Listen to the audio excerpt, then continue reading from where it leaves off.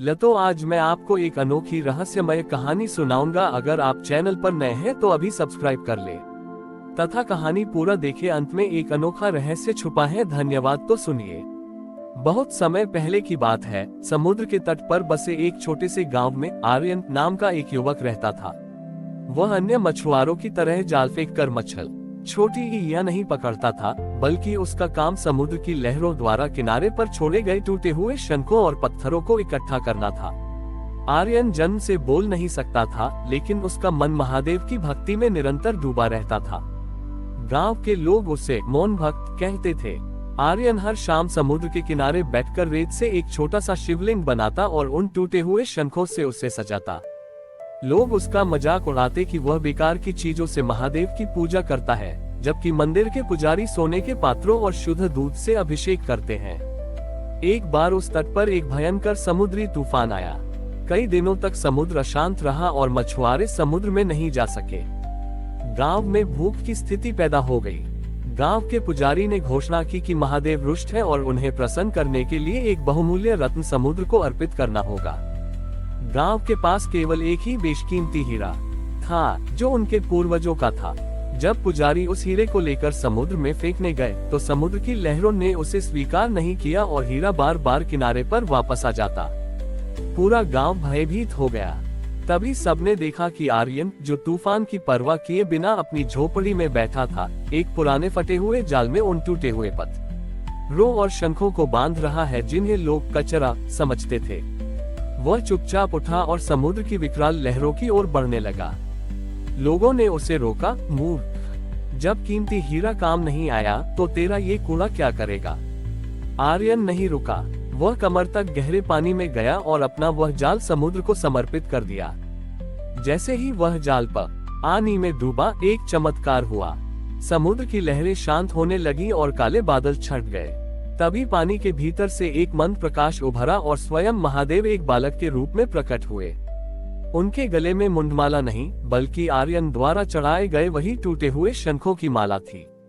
महादेव ने वहां उपस्थित सभी लोगों को संबोधित करते हुए कहा कि मुझे रत्नों की चमक नहीं, भाव की गहराई प्रिय है।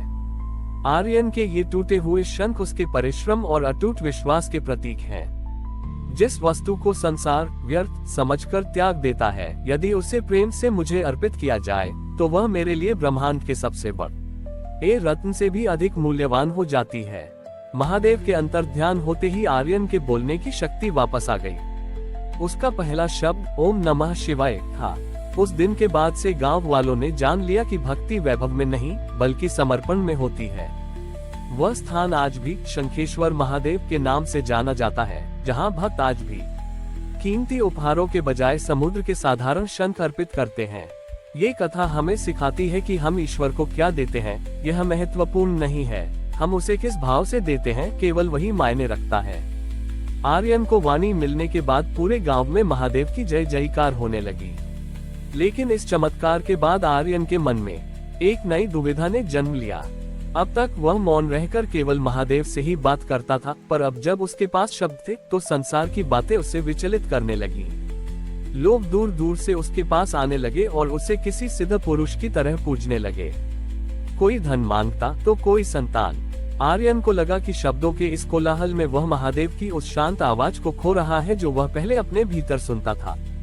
एक रात जब पूरा गांव सो रहा था, आर्यन अपनी कुटिया से निकला और समुद्र के उस हिस्से की ओर चल पड़ा जहां लहरें सबसे ऊंची उठती थीं। उसने अपनी आंखें बंद की और महादेव को याद किया। तभी उसे जल की सतह पर एक बूढ़ा नाविक अपनी नाव खेता हुआ दिखाई दिया। नाविक ने उसे अपनी नाव में बैठने का इशारा किया। जैसे ही आर्यन नाव पर चढ़ा, समुद्र के बीचों बीच पहुंचते ही नाविक ने पूछा, पुत्र, अब तो तुम्हारे पास शब्द है, फिर तुम इस एकांत में क्या खोज रहे हो। आर्यन ने सिर झुकाकर कहा, प्रभु, जब मैं मौन था तब आप मेरे सबसे निकट थे। अब जब मैं बोल सकता हूँ तो दुनिया के शब्द मुझे आपसे दूर ले जा रहे हैं। नाविक मुस्कुराया और अचानक नाव एक ऐसी जगह ठहर गई जहाँ समुद्र का जल पारदर्शी था। नीचे तलहटी में हजारों टूटे हुए शंख चमक रहे थे। नाविक ने कहा, इन शंखों को देखो, ये टूटे हुए हैं इसलिए इनमें से संगीत नहीं निकलता, लेकिन इनमें समुद्र की लहरों की गूंज हमेशा सुरक्षित रहती है। मनुष्य के शब्द भी ऐसे ही होने चाहिए। यदि तुम्हारे शब्द दूसरों के घाव भरने और महादेव की महिमा गाने के काम न आए, तो मौन ही श्रेष्ठ है। उसी क्षण वह नाविक ओझल हो गया और आर्यन ने महसूस किया कि उसकी नाव किनारे पर खड़ी है। उसने समझ लिया कि वाणी का वरदान अहंकार के लिए नहीं, बल्कि सेवा के लिए मिला है। उसने गांव वापस लौटकर एक पाठशाला खोली, जहां वह केवल शास्त्र नहीं सिखाता था, बल्कि दुखी लोगों की व्यथा सुनता और अपने शब्दों से उनके मन को शांत करता। एक बार उस राज्य पर पड़ोसी राजा ने आक्रमण कर दिया। चारों ओर भय का माहौल था। आर्यन युद्ध क्षेत्र में गया, लेकिन शस्त्र लेकर नहीं, बल्कि मौन और प्रार्थना की शक्ति लेकर। उसने दोनों सेनाओं के बीच खड़े होकर महादेव का ऐसा स्तुति गान किया कि सैनिकों के हाथों से शस्त्र गिर गए। उसकी वाणी में वही करुणा थी जो उसके टूटे हुए शंखों में थी। युद्ध टल गया और दोनों राजाओं ने आर्यन के चरणों में झुककर शांति की शपथ ली। आर्यन ने सिद्ध कर दिया कि महादेव की दी हुई शक्ति का सही उपयोग वही है जो विनाश को रोक सके। वह उम्र भर शंखेश्वर के पास ही रहा और अंत में एक शाम, जब वह समुद्र के किनारे शिव नाम जप रहा था, उसका शरीर उसी रेत के शिवलिंग में समा गया जहां से उसकी यात्रा शुरू हुई थी। आज भी माना जाता है कि शंखेश्वर के तट पर यदि कोई मौन रहकर अपनी अंतरात्मा की पुकार सुनता है, तो उसे लहरों की गूंज में महादेव का डमरू सुनाई देता है। हमारी और भी आध्यात्मिक एवं अनोखी कहानियां देखने के लिए हमारे चैनल पर जाएं तथा धार्मिक एवं पौराणिक अनोखी कहानियां हमारे चैनल पर है। कृपया जाके देखें तथा हमारे चैनल को सब्सक्राइब करके रखें और वीडियो लाइक जरूर करें। धन्यवाद।